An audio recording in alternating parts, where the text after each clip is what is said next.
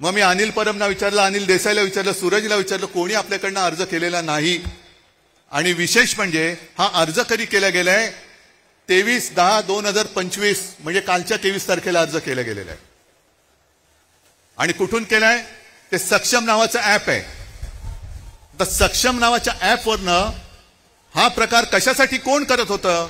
मी रितसर तक्रार केली की कोणी हे केलेलं आहे. याचा अर्थ असा की माझ्या नावाने खोट्या नंबरवरून ओटीपी काढण्याचा प्रयत्न झालाय. हे सगळं प्रकरण हॅक करण्याचा प्रयत्न झालाय. आणि कदाचित आपण 14 आणि 15 तारखेला हा विषय हातात घेतल्यानंतर 23 तारखेला अर्ज केला गेलाय. म्हणजे माझ्या सकट माझ्या कुटुंबातील 4 जणांची नावं मतदार यादीतून बाद करण्याचा प्रयत्न केला गेलाय का, हे आता आपल्याला शोधलं पाहिजे. कारण नक्की काहीतरी याच्यात डाव आहे. आज इतके वर्ष मी मतदान करतोय, पूर्ण कुटुंब मतदान करतोय. अरे एका पक्षाचा प्रमुख म्हणून मी निवडणुकीचा प्रचार करतो आहे. साध्या गोष्टी आम्हाला नाही कळत. ह्याचाच अर्थ असा की जयंतराव, तुम्ही जे बोलला तर यांचा सर्व्हर कोणाच्या तरी ऑफिसमध्ये आहे. आपल्या विजय वडेट्टीवारांनी एकाचं तर नावच घेतलं होतं की ही पक्षाची लोक, ही पूर्ण यंत्रणा, ऍप सकट सगळे सर्व्हर हे यांच्या हातामध्ये आहेत. कोणाची नावं टाकायची, कोणाची नावं काढायची, कोणी किती वेळा मतदान करायचं. आमचं म्हणणं असं अजिबात नाही की आम्ही निवडणुका होऊच देणार नाही. आम्हाला निवडणुका पाहिजेत. आम्ही सुद्धा यांना एकदा लोकशाहीच्या मार्गाने ठोकायला आसुसलेले आहोतच.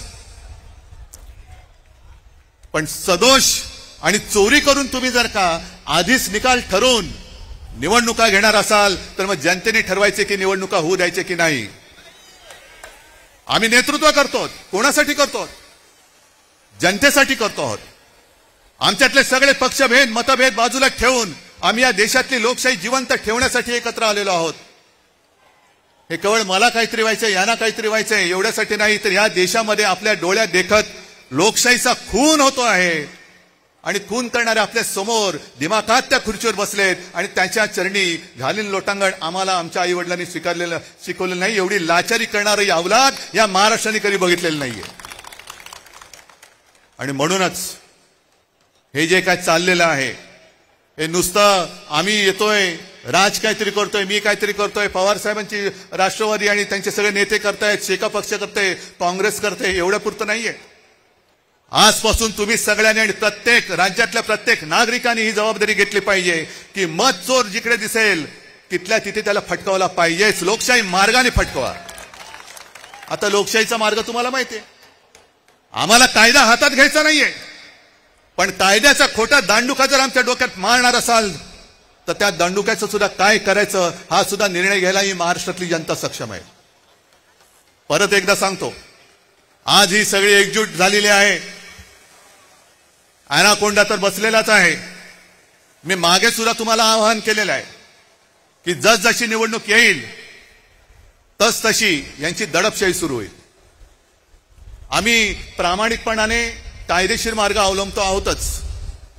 येत्या काही दिवसाचे सगळे पुरावे घेऊन आपण न्यायालयात जाणार आहोत. बघू न्यायालयामध्ये तरी आपल्याला न्याय मिळतो की नाही याची सुद्धा परीक्षा होईल.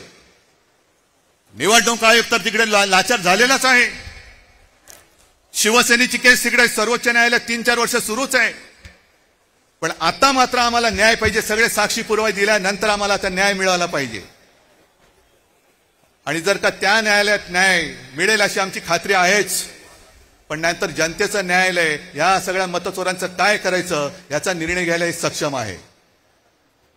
तुमच्या मनगटामध्ये ताकद आहे का नुसते आम्ही दोघं भाऊ बनून एकत्र